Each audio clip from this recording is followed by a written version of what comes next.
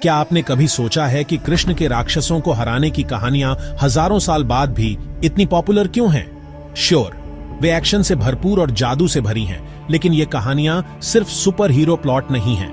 आइए जानें, कृष्ण ने किन राक्षसों को हराया और उनका क्या मतलब है। सबसे पहले पूतना। वह एक प्यारी मां के वेश में आई थी, लेकिन उसका टच झड़ था। कृष्ण ने उसकी चाल देख ली और एक सिंपल जेस्चर से उसे खत्म कर दिया। सिंबॉलिकली वह नकली मिठास है जिसका सामना हम सब करते हैं, लोग या यहां तक कि विचार जो हार्मलेस लगते हैं लेकिन सीक्रेटली टॉक्सिक होते हैं। फिर है तृणावर्त, बवंडर राक्षस। उसने कृष्ण को उड़ाने की कोशिश की, लेकिन कृष्ण अपनी शक्ति से इतने भारी हो गए कि राक्षस क्रैश हो गया।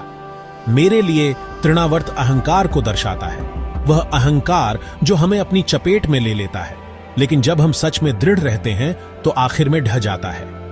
बकासुर, एक विशाल क्रेन जो शांत और स्पिरिचुअल होने का दिखावा कर रहा था, लेकिन कृष्ण को पूरा निगलने को तैयार था। वह पाखंड है, सीधा और सिंपल, अच्छा होने का दिखावा करना वाइल अंदर से बुरे इरादे हों। कृष्ण इसे बेनकाब करते हैं जैसा वह है। अघासुर चीजों को और आगे ले जाता है। एक बहुत बड़ा सांप, मुंह खुला हुआ, कृष्ण और उनके दोस्तों को निगलने का इंतजार कर रहा है। यह पाप और बुराई का मॉन्स्टर है। कृष्ण की यहां जीत मेरे लिए यह इस बात का सबूत है कि सबसे बड़ी बुराइयों को भी ओवरकम किया जा सकता है, चाहे वे कितनी भी ओवरवेलमिंग क्यों न लगे। और फिर है कालिया, यमुना को प्रदूषित करने वाला जहरीला सांप। कृष्ण उसे मारते नहीं हैं, वह बस उसके सिरों पर नाचते हैं, उसे जाने पर मजबूर करते हैं। यह जहरीले विचारों या लोगों से निपटने का परफेक्ट मेटाफर है।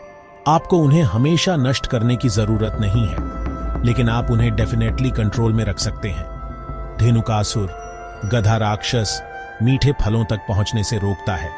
मेरे लिए वह अज्ञानता और जिद के लिए खड़ा है, ऐसी क्वालिटीज जो हमें अपनी पोटेंशियल तक पहुंचने से रोकती हैं। एक बार जब कृष्ण रास्ता साफ कर देते हैं तो ज्ञान और ग्रोथ हमारी पहुंच में होते हैं। अरिष्टासुर, बैल, धार्मिक भेष में घमंड है, कृष्ण द्वारा उसकी हार। यह एक रिमाइंडर है कि स्पिरिचुअल एरोगेंस को सच्ची ग्रोथ के रास्ते में न आने दें। केसी, जंगली घोड़ा, सिर्फ खाली शेख ही बघारने और बेचैन एनर्जी के बारे में है।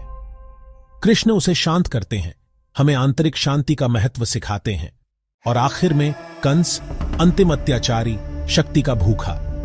कंस को हराने का कृष्ण का अंतिम कार्य यह वादा है कि क्रूरता और अन्याय का हमेशा अंत होगा। तो अगली बार जब आप कोई कृष्ण कथा सुने तो थोड़ा और गहराई से देखें। ये सिर्फ प्राचीन कहानियां नहीं हैं, ये हमारे जीवन के सभी राक्षसों को ओवरकम करने के लिए ब्लूप्रिंट्स हैं।